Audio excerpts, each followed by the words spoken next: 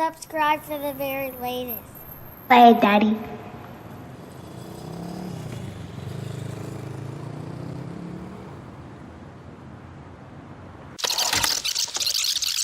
Chord Room, more than a podcast.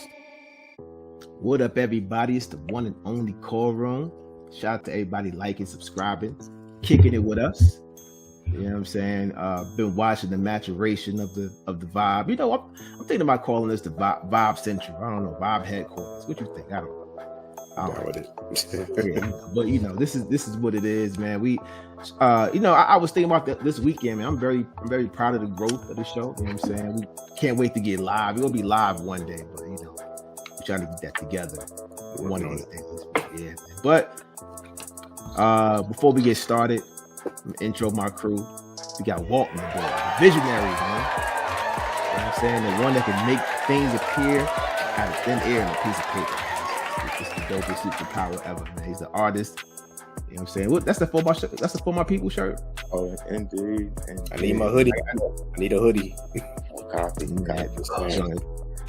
Yeah, that's my joint. That's my P Rock edition right there. I like that shirt, man. Yes, sir. We got Chuck in the building. Yes, sir. Sports guy. Two sports guys. Man, we got two sports guys, man. Walt and Chuck. And we got Trent, my favorite producer in the building. You know what I'm saying? Real quick though, Chuck. See, right, exactly. It'd be 2040. He be still talking about his labels. I'm gonna tell you, my brother, they might not come. I'm starting to think that. I don't think the labels coming. I don't think they come. But yeah, man. So listen, I love having guests, man. Love having guests. You know what I'm saying? You know, we how long ago was it, Trem? Who do we had it was about two recordings ago. No, JK was last year. JK was last year. Mm-hmm. That was a good brother. Yes, sir. Great interview too. And then Trem was like, "Yo, we might be able to get his homie on." You know what I'm saying? Might be able to get the homie on. Now, you know, because the CD that he had, I mean, you know, the project was dope. You know what I'm saying? That project was dope. Mm-hmm. But I'm gonna say this. So I guess, you know, I pulled up his music, man. And I ain't gonna lie, we're gonna get into it. We're gonna get into it. Definitely. I definitely want to talk about it. You know, I'm gonna say this too before we intro. You know, some years ago, long time ago, there was a great CD that came out. Yes, I said CD. I'm gonna date myself. Called "Only Built for Cuban Links." Mm-hmm. Only Built for Cuban Links. It's top 5. Probably some probably would say it's top 3. I can't describe what Only Built for Cuban Links did to New York City. I don't know about the world, but in New York, it was crazy. Now before then there was a CD, I forget what it was called, by Redman. He had a red tape, right? And I don't know, it didn't really shock the world, but Only Built for Cuban Links was the purple tape. The tape killed the world. Like it took the breath out of everybody. Like, yo, we got a purple tape. Now, fast forward to 2024. Our guest has a brown tape. We're gonna get into it though. We're gonna get into it. We got the one, the only Bryce, Big Smooth, the producer. What up? Everybody clapping up for the homie, man. Everybody clapping up for the homie. Y'all, what's happening? We good, bro. How are you? I'm doing good. Just got off the road like an hour ago. I was in Georgia for spring break. Okay. So yeah, I'm back in Tallahassee, Florida. So right, I'm in grad school as well. Yeah, so I go to FAMU. Currently. Oh, nice. Actually, I'm getting my day job. I'm getting my PhD in. Congratulations on that, sir. Oh, appreciate that. What? Wow, that's big. So mechanical engineering at FAM. Went to and did aerospace engineering there for undergrad. So so I'm still in school. That's what's Nice. up. That in translation, man, we got He's super smart. Got a brainiac in the building, man. Got a smart guy on the line. We have a genius in the building. That's a genius. That's nothing to sneeze A about. genius amongst us. Yes. That's nothing to sneeze about, because that's a lot of dedicated work. A lot of work. That's big. That's big. You're right. So we going. I know we ain't got you for long. My apologies. I had my technical difficulties, but so let's talk. Let's talk about Bryce, man. I know you were discussing things back in behind the scenes, but you tell us where you from and everything originally. So this is my little spiel. I like to tell people, Chicago born, Atlanta raised. Born in Chicago.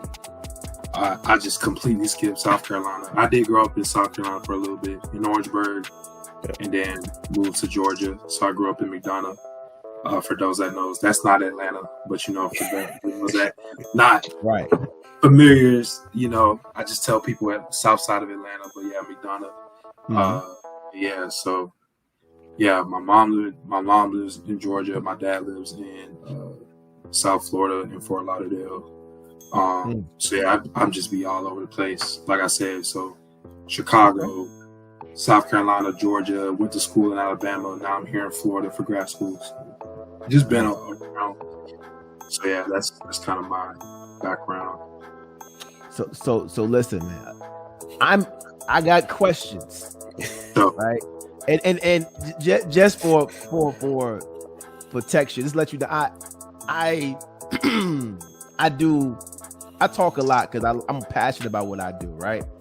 So I'm gonna let everybody get there, because we all got questions. We're very interested about who you are, what you do. So I'm gonna let everybody fire away with their questions, and I'm gonna just jump in. So, y'all go ahead. What I got? All right, I'll start off real quick. So I definitely want to know, man, your journey on being a producer, dude. When did it start, and how'd you get started? Yeah, so it's a good question. So I'll say it started for me in I want to say 2016. I'm 25, by the way, so just to let y'all know. Back in Tuskegee. So basically what happened was I played football, I played sports. I'm a pretty big dude. I was going to play football at Tuskegee. I was going to walk on to the football team, and I decided not to, because I just wanted to. I tried it, I was working out with the team. I was in a special program where as soon as I graduated high school, I started school early in the engineering program. So I was already taking classes. I was taking calculus and intro to engineering and stuff like that. So I was taking a few credit hours over the summer, and then the coach would let me work out with the team and condition with them. So I was waking up at 5 in the morning, just working. Yeah, I had made a couple friends, so we would get up and we would go work out, and it just didn't feel right for me. And just really thinking about it, it's okay, I gotta fight for a scholarship, and I gotta maintain my academic scholarship. I'm trying to get established. It just didn't work out. So I was I'm willing to just focus on my future as an engineer. Right. So I'm just gonna stick with that. And Tuskegee is the only HBCU with an aerospace engineering program. We have a really, really prestigious program. We do research for NASA. We collaborate with Georgia Tech, Clemson, Purdue. We have a lot of good stuff going on. So I just want to focus on school. So I had to let the hoop dream kind of die, so to speak. So when I stopped playing football, it was a piece of me that kind of just kind of faded away. And I'm used to having just that structure of, doing extracurriculars. So you know how it is, training for football practice, you got games, all that. So now, I have a lot of free time. I'm not used to having all that free time. So I was okay, I'm gonna find some other stuff to get into while I'm in school. And what's crazy, in high school, one of my friends actually gave me bootleg version of FL Studio or Fruity Loops. So I just had it. I just had it on my laptop. So I was just like, and what ended up happening was just really getting into it. So I would just make beats in my dorm. I would like meet other people who was like trying to rap or just make, other producers and stuff. So we would like meet up and just have like the jankiest setup ever and trying to like cook up in somebody's dorm room. And what ended up happening was I was invited to this conference in Chicago. It was a Christian conference. It's called Legacy Disciple. And what was really interesting, there was like a lot of Christian artists there, and it would just be somebody sitting like right next to you, like I don't know if y'all know Jackie Hill Perry or we do. KB, like Definitely. no big deal. Like now these artists are like big, right? Like imagine just one of them just sitting right next to you. So I got to meet artists that I listen to and have actual like long discussions with them, and they were just encouraging me and to really like just take the craft seriously. So it was that summer of 2017 where I was like, all right, like, and me and my homegirl, we went together, and she does poetry and spoken word. So after we left the conference, we just both really inspired. We're like, okay, like we want to take this seriously. So I wanted to be a producer. Actually, I want to be like both produce and rap. But I realized rapping is not my calling. It's not my strong suit. So I stuck with producing. I'm like, I'm just gonna sharpen myself, and I just been able to kind of like just meet people.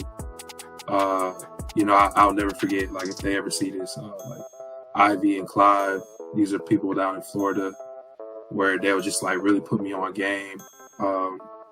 Meeting JK, meeting my boy Mo, who's a producer in Atlanta, like just God kind of putting people in my life where I'm meeting artists, I'm meeting creatives. So like this ain't for nothing. Like this got to be something. So I just kept like going. And yeah, one of my closest friends, not JK, but another guy.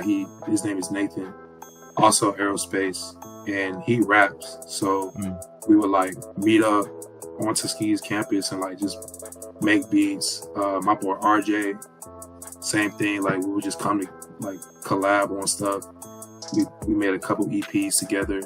So just started like building traction. So yeah, that's kind of how I got started with it. And I've just been trying to like just sharpen my craft. I even like paid for like music reviews and a music coach, like, or he was a rapper, but he had like a consulting. I mean, that's what it is, a consulting business. So like I would pay him like $25 a month, a little money I had, and I just literally just like listen to my beats. And he would like be real raw with me, like, hey bro, like I ain't gonna hold you, this ain't it. Like you need to do this, you need to do that, like invest in yourself. So just taking the little money I can get, putting it into my music. Shout out to Victoria. She bought me a pair of speakers. I still got them today. These JBL 5-inch speakers for my birthday. They're like $300. She like literally bought them for me.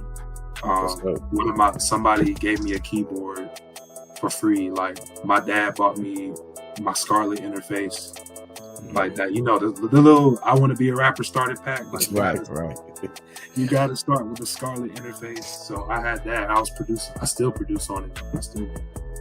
Everything I have for real is like just been given to me, and I just steward it and use it.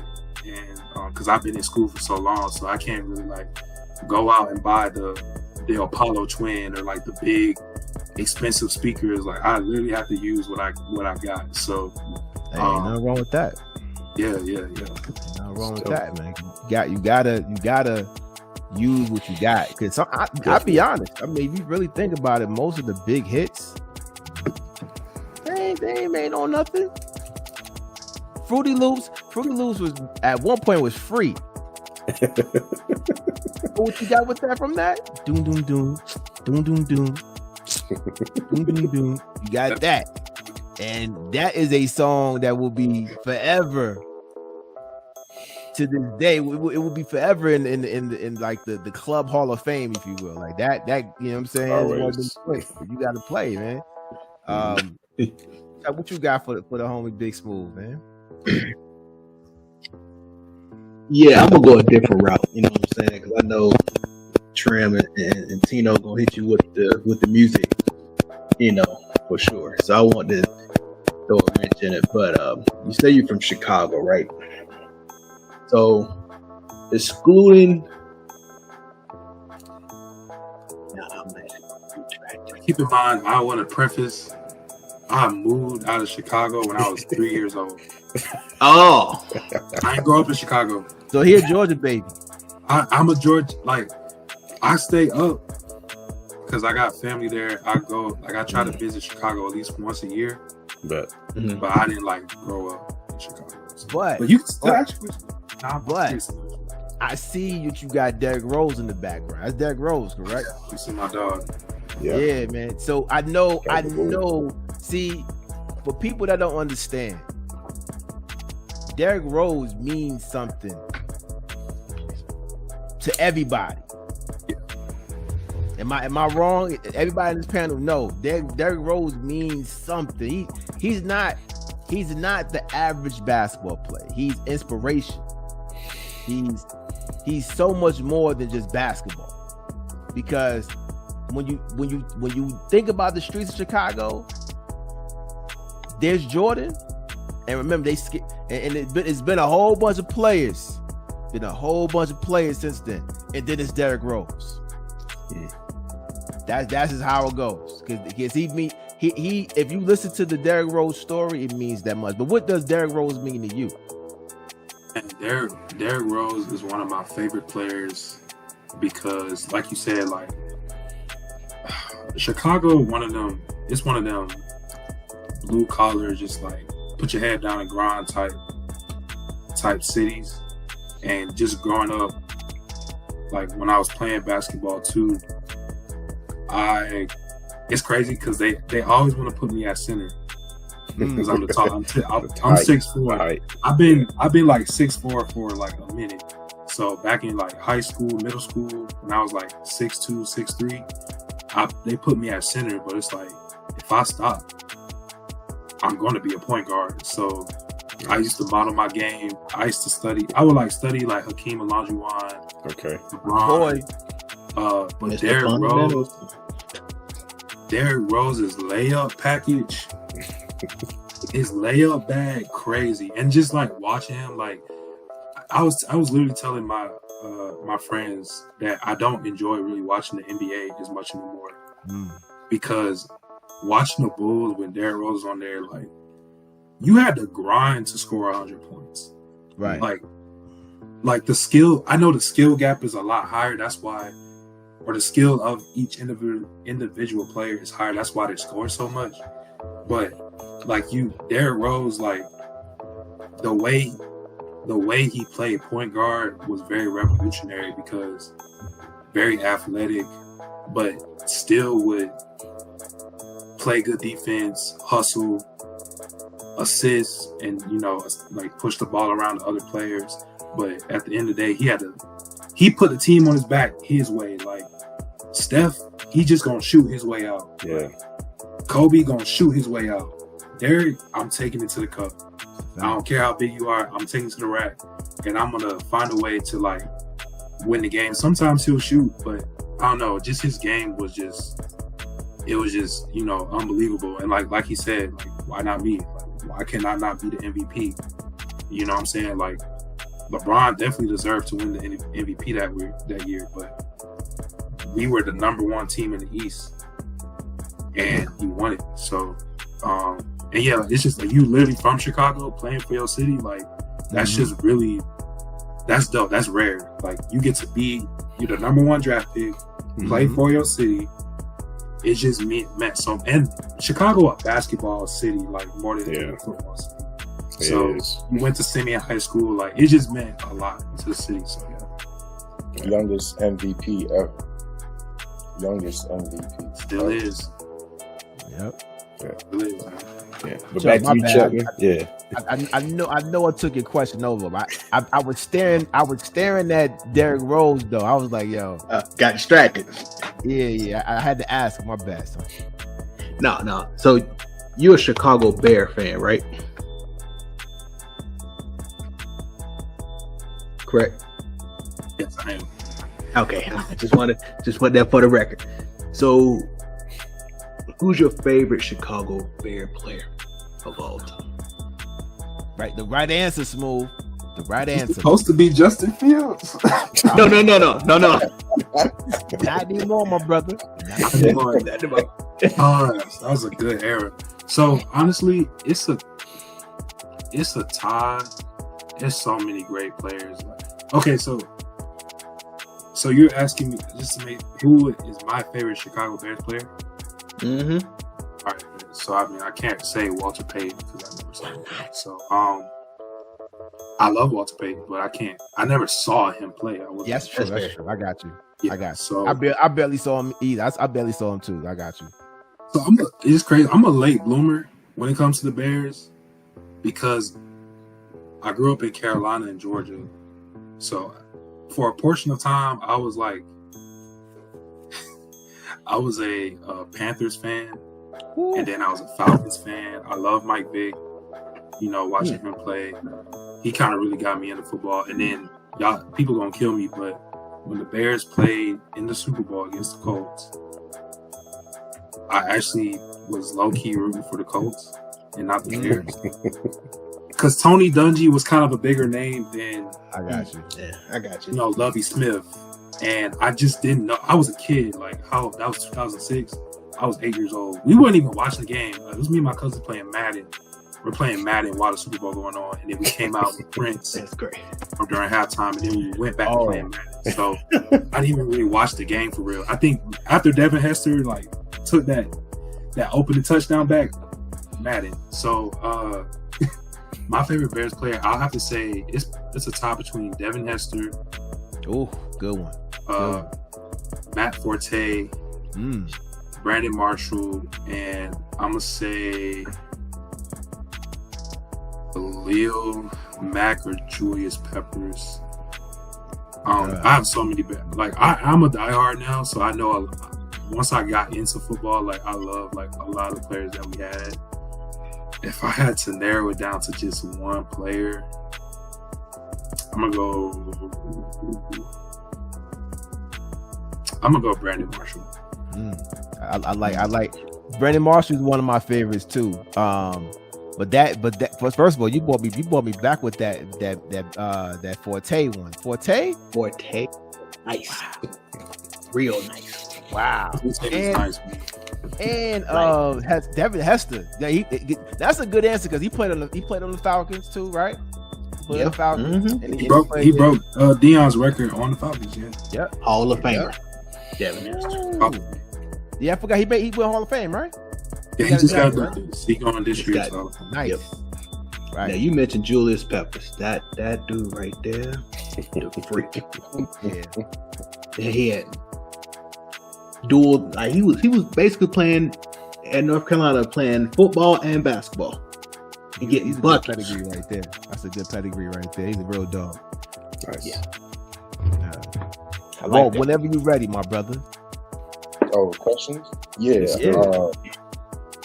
So as far as your music goes, what would you say has been your inspirations has been things that have drawn you to make music?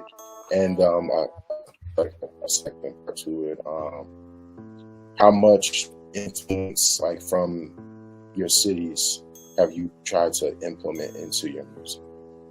All the cities, right? Yeah, whatever you put into it. If it's more Chicago or if it's more Georgia, so okay, that's a good question. So I say I have more of a Georgia influence, South, dirty South influence. And I guess another thing about me, I'm also a late bloomer when it comes to hip hop. So growing up, straight gospel for real. Like, so I listen to a lot of gospel music. And then some reggae, like, you know, when I'm with my dad, reggae, you know, like my dad was more like, I guess, just had like a more general or just more spread of like different music that he would let us listen to. And it's crazy because my mom be like, you didn't listen to this album by Marvin Gaye? I'm like, no, Mom, you never played it for me. So Right.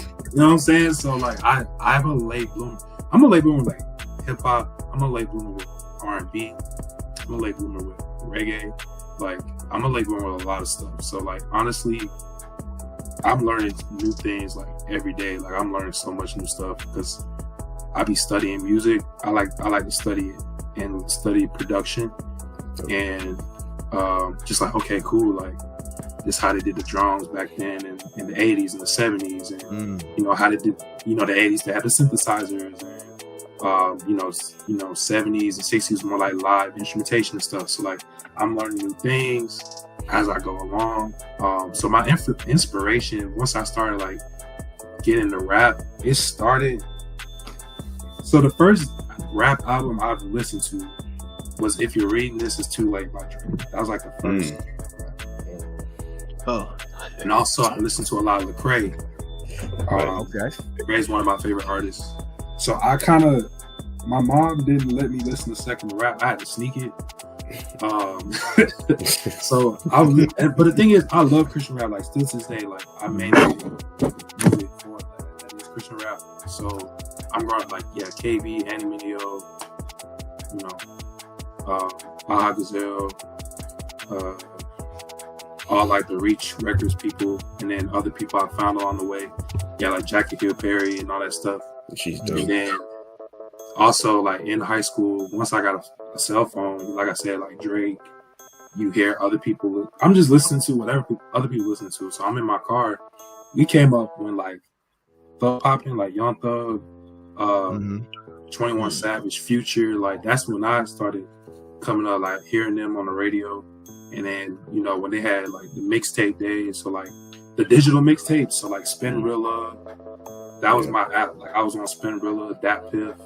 You know what I'm saying? Like I'll just get mixtapes and listen to stuff. Like that's kind of where I started like really getting into rap. So, but all the stuff I was like taking in was like more Atlanta, people from Atlanta, like the newcomers, and then some Chicago stuff, like of course like Chief Keef and you know, Bibby, Fredo, G Herbo. About to say shout out to G Herbo, man. Yeah, G Herbo. I like G Herbo. Like just like those are the ones that started popping off in that day. So because actually I had a friend who came to my school, he from Chicago. So he was like putting us all on with like all the Chicago drill like rappers that was coming out at the time. So yeah, heavy on Sosa, heavy on Herb, heavy on like all that stuff. Lil Durk. Oh, I didn't say Lil Durk. Yeah, Lil Durk. Heavy on Durk. Yeah, we was on Durk for sure. Yeah, so as I got older, I just got more exposed to stuff. And I started just kind of hearing like, you know, once I started doing beats, you know, hearing like, okay, all the tags, like your tag was fire and then the beat was fire, so you know, ain't no if you're on Metro, don't trust you, I'm gonna shoot you. Like you hear the Zaytoven tag, like you hear you know, Sunny Digital, Eardrummers, let's see who else. Just Blaze. You know, it's man, that's such a good question because I'm basically just I'm just like taking a trip down memory lane. So that's what it does, man. That's what music does. Hit Boy, of course, that was like a lot of Drake's early stuff. But I didn't know who Hit Boy was because he only got attacked. Yeah, and that you know, Ye stopped him from getting the tag. Ye stopped Hit Boy from getting a tag. Yeah, Ye told him that he shouldn't get a tag. He shouldn't get a tag for his music. That he would have been had a tag. That's why everybody now everybody's acting like he's a new producer. He been around for a minute. And he been around since forever, right? So it's crazy. Take Heath, that's another producer. Oh, Take Heath. Yeah. Now how I started. This is actually a cool story. So Lecrae, he put out this mixtape called Church Clothes. And on that, one thing I liked about his mixtape is he, like, you know, you have a song and this is like featuring whatever artist. Yeah. He would put who the featured producers were. So he would have this cool like old school beat, and it would say like Knife Wonder, or you know, that's how I discovered. That's honestly how I discovered Knife Wonder. There's Boy Wonder, and then that was another avenue, and then that's how I discovered Jay Dilla and all that stuff.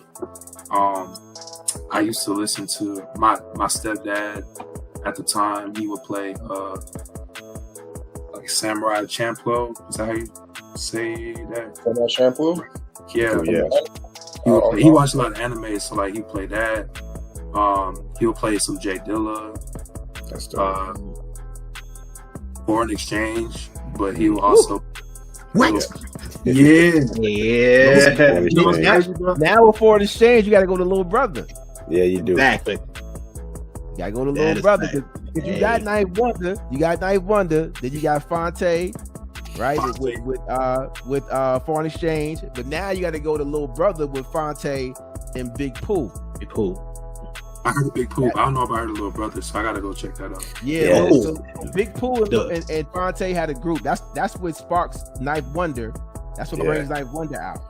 And then they break up, and then he goes to Foreign Exchange, Fonte. Yeah. And then they come back together. They come back together later on. So you connect all of that with Knife Wonder once you go to Little Brother. Check out the Minstrel Show by Little Brother. Show. That's the classic. The Minstrel and the Chitlin Circuit. And the Get Back, right? The Get Back is dope. The Get Back, yeah, that was after. Yeah, the Get Back was cool too. Yeah, Get Back is dope too. So yeah, it's called now. It's not Lil Brother. It's not LIL. It's Little Brother. Now, because that'll happen. That's true. That'll happen because he'll be looking at little. He'll be put that L. You know, somebody else come up. I want to spell all the way out. Right, Little, yeah. But hey, 25, man. You know, when you said you were 25, I was like, yo, this is the blank canvas for me. I can give you. I can get all you need. Listen. You see the gray hair. I'm 1980 baby. I'm right there at the birth of hip hop, right? So I can give you everything. I'm real. I want all the young people to know, like, you got to know the roots of with everything. I'm always willing to give that. I do my daughter the same way. I started off with jazz in the womb, you know. Then I started giving her gospel. Then I gave her Tribe Called Quest, and then she started tying all that stuff together with the jazz and hip hop, because Tribe Called Quest is a great example of jazz and hip hop. Right. So she just started tying everything together. Now, you know, she's kind of, now I gave her that blueprint, not the blueprint, but the foundation. You know, now she's kind of adding on to whatever she gravitates to. But so I have a question for you. I have a question for y'all. What's up? Netflix did like this documentary about like hip hop, and it just starts you like in the early 80s. It takes you through, and they interview a lot of. Is it the evolution of hip hop? Yeah. What y'all think about it? Y'all feel like it's great. That was dope. Yeah, they did a good job. I'm not sure why they didn't do anymore, but he did a wonderful job of putting all that together, especially when he got to like I like the southern, like when he started getting to like the southern, you know what I'm saying? Right. Like it's a lot of stuff that, because I know a lot about hip hop, so when you could teach me about something, then I'm like, oh, nah, this is good. You know what I'm saying? Once I come away from it knowing something, it's pretty good. So yeah, he did a really, really good job with that. I watched that. I just watched different interviews like of different producers. I watched Wu-Tang on Hulu. Yeah. That's really dope. Yeah. See how like That's Wu-Tang came about. That's really dope. good show. So yeah, like I just like literally, this is all within like the past like 4 or 5 years for real. So That's dope. That's what's up. it's That- been, That's good. That's good Yeah. that you're doing that. but you know, you kind of get picked on as like a kid because this is like, especially when I got to Tuskegee, Mhm. because a lot of people they grew up like listening to Sade, Anita Baker. Like I remember this one Classics. one of my friends. He's like, "You ain't heard of this or like," and it wasn't even like she was shocked, but she was like, "Bryce, come here, sit down. Right. When are you free? Let's go. Let's meet up and let's just listen."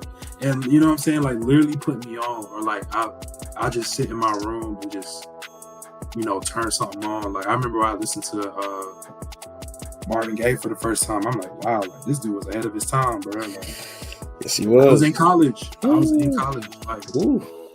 I listened to when I listened to Sade for the first time, when I listened to Sade. Al Green for the first time, like of course, like at the barbecue, like you always like love and Right. like, you always, Right. but like actually sitting down listening to it, like listen to a full Michael Jackson album, like Right. listen to the full Off the project. wall. You gotta listen to Off the Wall. Off the wall is my day. That's a great. I'm gonna tell you why Off the Wall is a great out because Trimmer's a Thriller guy, right? He's Thriller. No, right? I'm a bad guy. Bad is good. Bad. Yeah, that's right. Bad is dope. So, but Bad the is dope. greatest thing about Thriller, Off the Wall, is that it's a space and time where you'll never get that Michael Jackson again, right? Because he's fresh. He's coming from doing the Jackson 5, or when they transform to the Jacksons, right? So he's fresh off that, right? So he's a hungry Mike. He's somebody. He's ready to take over the world, but he's still like what, 20, 21, 19 20, somewhere, 21. He's in the Still studio like- somewhere. Yeah. Barely, right? So like, he fresh. He ready. He's coming from Motown University. Coming from Motown. And he's with Quincy Jones. He's just getting with Quincy Jones, right? Yeah. So Fresh off the wheel. now it's that in between, and he still got his original nose.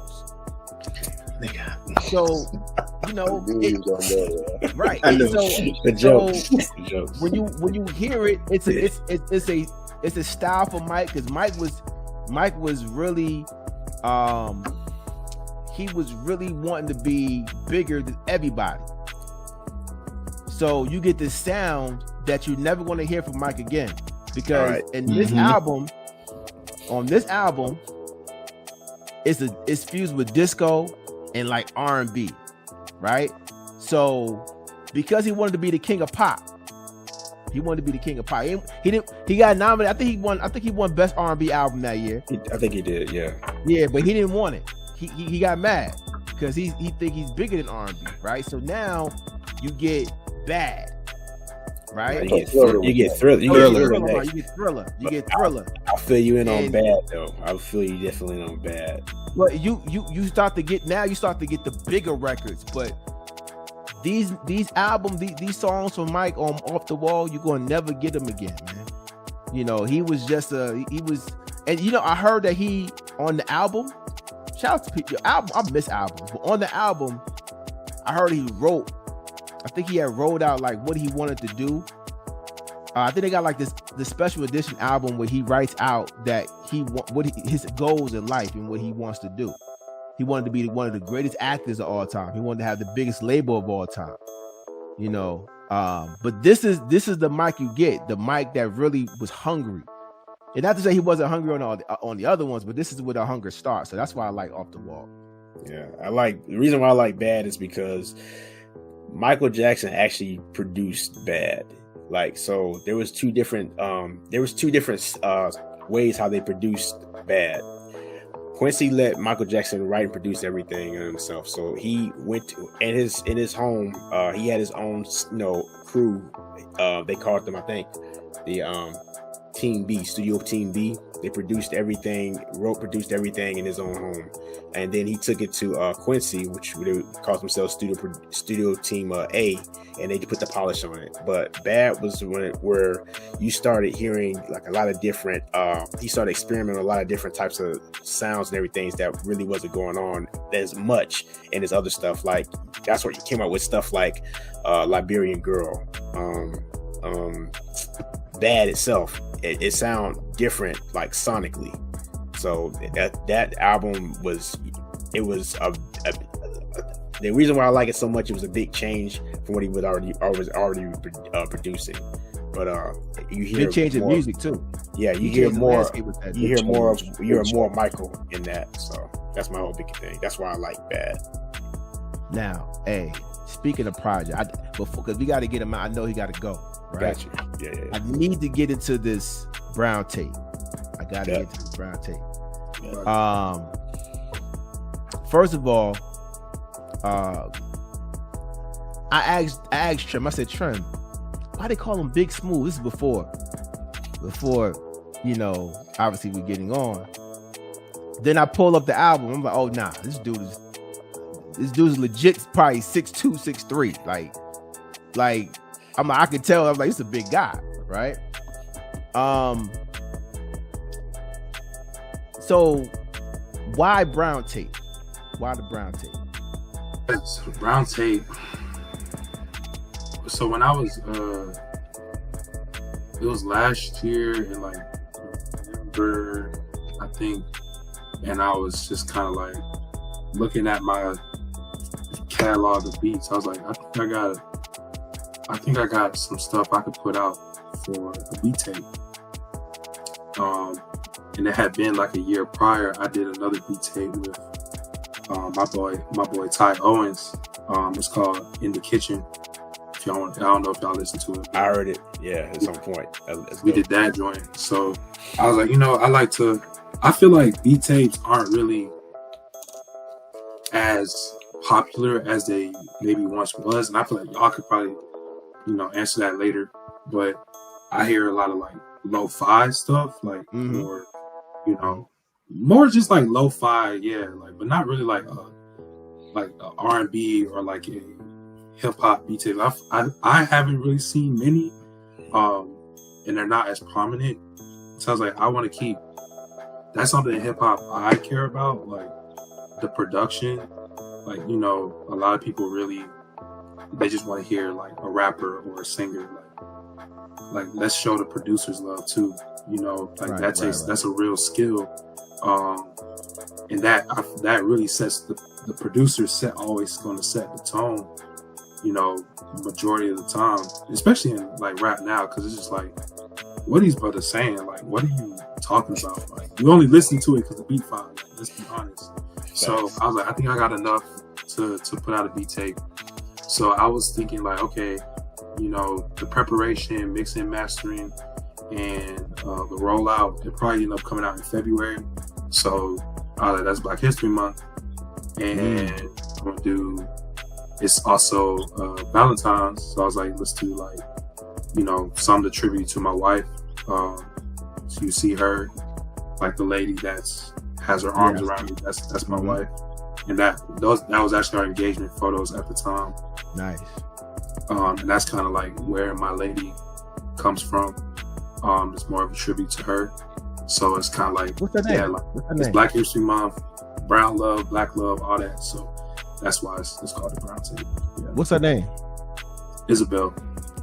Shout out to Isabel, man. See, because you gotta understand. I'm gonna tell you why I'm shouting out Isabel. Because it takes a lot to support a man in his efforts to put out art, right? Because at first art doesn't cost. It doesn't pay. So for you to do something to take up your time on something that does not pay, and it takes a lot of your time, and she supports that. Supports it so much, you put it on the album. Put it on the album cover, right? So shout out to Isabel. She helped me do the cover art and everything. Like, that's dope.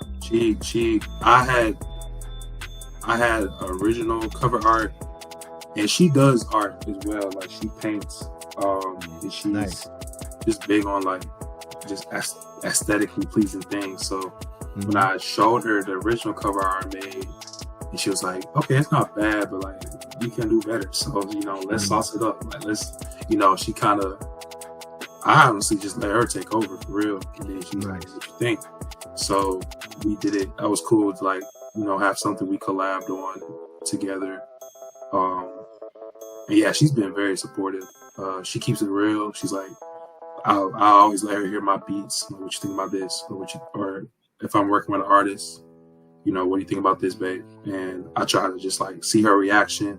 Sometimes she'll just bust in the room and she'll just start dancing, or she'll be like, "Okay, like I see you." You know what I'm saying? Man, so I'm like, all right, you need that, man. It's the hit. It's the hit. Or, you know what I'm saying? Or you know, she might. That, man.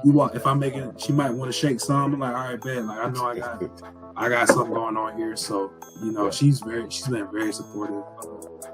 School endeavors, engineering endeavors, music endeavors. Like she's been like uber supportive. So you know, Sound like a woman of God.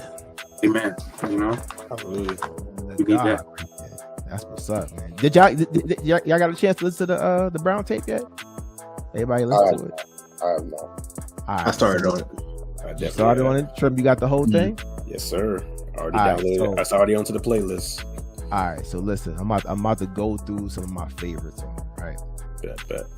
Because hey, Smooth, listen. I love the critique. I give honest opinions, my brother. Sometimes people don't like them. I be honest, you know, because I'm a raw individual. I'm from New York. We you know, and we talk blunt, right? But I like to be honest, man, because if I lie to you, that's where I'm wrong at, right? You know, so anything that I give it comes from the heart, and I just want people to improve. But I tell you, you ain't gotta do too much improvements on this one. I'll be honest, because like my favorites on there, like my tears. Trim, what you think? What you think about my tears? My tears is dope. My tears is dope. Let me go through my list. Where you were? No, where were you? Where were you? Yeah, where you? Yeah, okay. Yeah. Yeah. Round and round. Rainy days. Yeah. 2 a.m. Thoughts. My favorites, man. That's one of my I like that one. favorites. I think that's one of the top. It's drum, like as far as the drums. Mhm. Yeah. That's one of my favorites when I did the drums on that one. So. Did you make it at 2 a.m.? Did I? I had to. I think I did make it real late. I don't know if it was 2 a.m., but it was. Sometimes I do end up just being up late making beats. So Is that the one with the drum switch? That Huh? is that the one with the? Is that the one with the drum? With the drum no, switch? that was. You thinking about Kings Overcome? Okay. Bet. Yep. That one I do know. I Yes. stayed up till like 3 a.m. making it. That's on my list. Yeah, Kings Hey, Overcome is hey. tight. Listen, Kings Overcome is a nice. I wrote down as a nice way to end the project. It's a nice way to end. Like if you put that at the end of a song of an album, I think that because it has a lot of tempo to it. Like it has some. It's just right. It's not like it's not low. It's not high. You know what I'm saying? It's perfect to end the album. Sometimes depending on the artist, they might end it on a high note. Some people might end it on the low note, but that one's in between. I love Rule Number 1, man. Rule Number 1 was dope. That's one of my favorites right there too. So definitely. It was a dope project, man. But after listening to this one, I also went and listened to your other stuff in your catalog, man.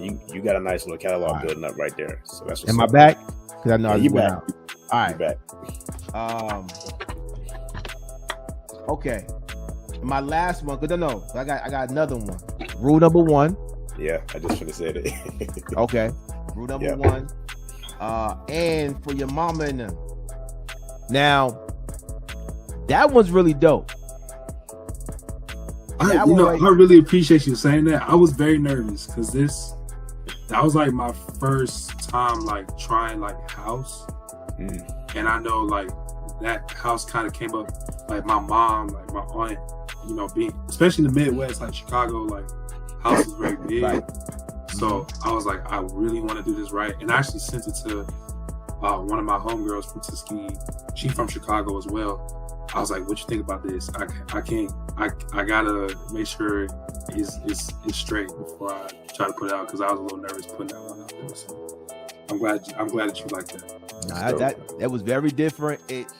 The thing about when you're doing instrumental, it's always good to show off, you know, everything that you can do, right? Like all types of music. You don't want to be on one wavelength, you know what I'm saying? You want to try to please everybody, you know. Just give everybody what you got, your whole palette, right? And that one right there enhanced the whole project, because it showed me that you could do something else. You know what I'm saying? I could, you know, if I had somebody else, some other type of artist, I'll bring them over to you. You might be able to, you know, work with him if he like that type of music, right? But I like producers that use house music. Like, so when I guess either with Drake, Nicki, and Lil Wayne did the truffle butter joint, that was the first time I ever heard somebody sample house music like that. That beat is fire. Whoever sampled that beat is fire. Yeah. You know what I mean? Yes. Like, but that I would like to see people do more like that. You know, and I'm kind of sad that they didn't somebody could continue. Like, everybody bites up everything else. They could that would have been a good, if somebody would have like kind of honed in on that house music sampling. I think that would have been a good addition to hip hop. But yeah, but that I definitely a great listen.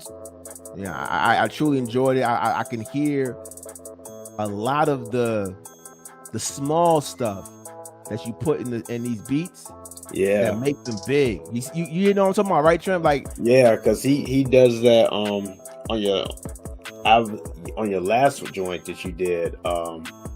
I noticed in your production you got like a lot of small elements that you put into it. It makes it fills it out, and that's dope. I really like that. And that's key. That's key. You got a really good ear for attention to detail in your music, so that's dope. Right. Details matter in everything. Yep. Don't be fooled by a lot of these other rappers that don't like detail. You know what I'm saying? Or these other producers that don't like detail. Like, detail matter, and I feel like your details should always be different than the next man's. You know what I'm saying? And it's good that you have a late start on hip hop, because you're, like I said earlier, you're a blank canvas, so you ain't really tainted with all the other stuff. You know, you coming in different. You know, you ain't on the same vibe, so keep that up, man. And I know you got to go. It's 11 o'clock. I'm good on time. It's 11, so I got like 30 minutes. Okay, cool. I got one more question, real quick.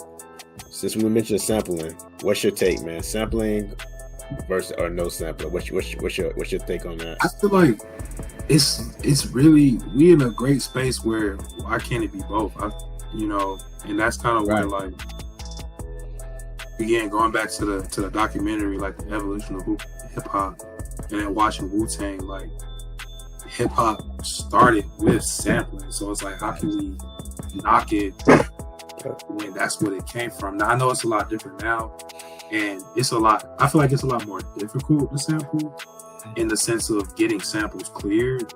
And so, like, for me as like an independent artist who doesn't have a team behind them, if I gotta reach out to, you know, this big record label, or reach out to this publishing, or reach out to this, you know, whoever owns the rights to the music, and I'm like, hey, can I get the sample cleared? And like, yeah, for 500 bands. It's like, well, all right, you have a great day, be blessed. I'm just gonna put this on SoundCloud, or just put this on, you know, my Instagram, and let people see. And it's interesting though, like, I've been listening to artists who are independent. They've been getting traction, but I'm like, there's no way you got this cleared. Exactly. There's no way you got this cleared. Big facts. And this artist, her name is Wande. She's a rapper. Yeah. And she put it Christian, on. right? She got a Christian. Yeah, Christian rap. Yeah. She put it, because this is the thing. We in Christian rap. Mm-hmm. And that's a lot of the artists I'm listening to that are sampling this stuff. Like, I'm like, okay, so we're calling ourselves Christian artists, but we're not doing things to a certain standard. And I understand that it's difficult, but that still doesn't mean we don't do things the right way. And that's where, like, I don't agree with that. Like, put it on SoundCloud, put it on YouTube, and not have it monetized. Like, you know what I'm saying? Or put it out for free, bro. People don't want to do free stuff no more. It's weird because we'll complain about Spotify, Apple Music not paying out. But if you want to blow up, just put it out for free. Like, we used to get mixtapes for free. We used to get free singles, like, or hey, I got a project coming out. If you buy it off Apple Music, like I remember this artist, he was like, send me a screenshot of you purchasing my album, and I will give you more music for free. Like, you know what I'm saying? I just feel, I don't agree with that, but I know that's kind of how it started. Like, it was really dope watching Wu-Tang, and you see RZA going into the record store, and there's other producers in there, and they just all like, they just real, like, they gotta, be low key, because you can't let them know what record you just got, because you're trying to one up, you're trying to be different. So I know sampling is a lot different now, because people put out their own loops and stuff. Like, you got Splice. I do use Splice. I try not to use Splice all the time. Or like, I'll take different elements now, tweak it, or I'll take a sample and sample the sample. Like, and you would, you know what I'm saying? And you don't even know, like, what it was. Because another thing too is, like, I'll listen to an artist, and then I go on Splice and I hear the sample that they use. And it's just like, okay, like, it's encouraging to know, like, it's not out of reach to put out. Like, I can literally produce for these people. It's just about having those connections, but then it's also a reminder, like, you got to be original, and you got to, like, take anything you use and turn into your own. Like, hip hop is sampling. Like, unless you play a guitar, you play the piano, you know how to play the drums, like, you're gonna have to sample some way or another. So I'm saying, why not have both? That's dope. Right, because I like that answer, because it's like, why take away? You know what I'm saying? We supposed to be adding, we supposed to be continuing what we got going on, and if we can have both in the same space.